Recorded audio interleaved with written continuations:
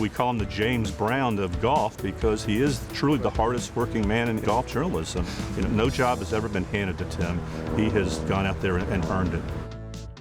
By minding the range. So where's Stenson right now in all of this?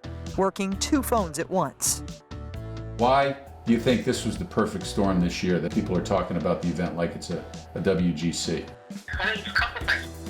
The new Honda Classic, Ken Kennerly, he was smart enough, Kennerly was, to invite Rory McIlroy in 2009. Word spread among Europe. What makes Tim unique? He's 1 part golf fan, 2 parts detective. Tim's just an exceptional reporter. Now I'm just getting a text, though. He's got tendonitis. His stories are fact-loaded. He does his homework. When you heard it from Tim Rosaforte, you could go to the bank with it. And he's very adept at taking those facts and putting them into a story the way that keeps you reading, and you want to see what little pearl he's going to drop on you next. I like to write about people, and sometimes I like to write about the people behind the people. You have the unique opportunity of caddying for Fred Couples and Vijay Singh at the same time. That's pretty amazing to balance those 2 personalities. Yeah. Try to find something about that story that nobody knows. Dubuisson, a lot of buzz about him. The players know that he will be fair with them. You have to know where to toe the line between what knowledge can you divulge and you can't. And I think Tim's done a fantastic job of that. I'll receive a call from Tim when nobody else would call me. And all of a sudden, the phone rings and it's Tim, and it's Tim, Jack, I need your opinion on something. Well, you know, not many guys would do that. As Rosie knows, every story has a backstory. Here's his. He's the kind of friend that when you have a tragedy like we did, he was there every step of the way.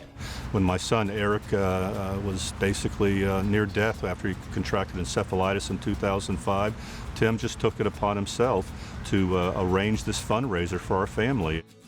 We're here as a community to show them our support, both spiritually and financially. The people that showed up, I mean, there were probably 15 Hall of Famers. They're there because Tim asked. Hey, brother. Look at Eric Dolch. Funny how a career plays out. You start as a $165 a week reporter covering dirt track auto racing. Try a few things along the way. The golf writers from previous generations tell me that Hogan and Faldo were a lot alike. I'm Jay Randolph along with Tim Rosaforte. He just can't seem to make it happen yet. I use that word yet in italics, underlined, bold. And end up with a TV studio in your home. The president was on the Ultimate Buddies trip. Did you have any unique interactions? I reached in my pocket and said, Mr. President, I know this doesn't look like the cleanest sleeve of balls, but I swear they're brand new. They have Golf Channel logos, so please go out and play with those today.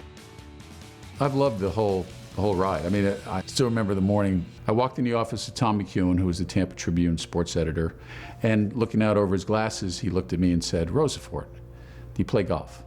And I said, no, sir, I don't play golf. And he just interrupted me and said, you need to play golf.